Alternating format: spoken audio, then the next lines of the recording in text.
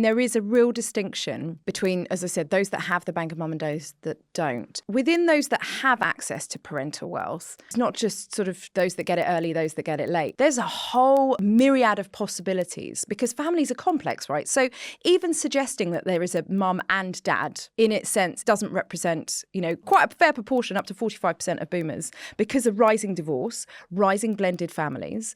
So even the notion that there's a mum and dad and that they are an economic unit is complex for most families. Also, the idea of, is your parents giving you help for your education? That's one thing. If you're getting a deposit, that's one thing. If you're getting actually space and staying with your parents in order to save for a deposit is another form of parental support.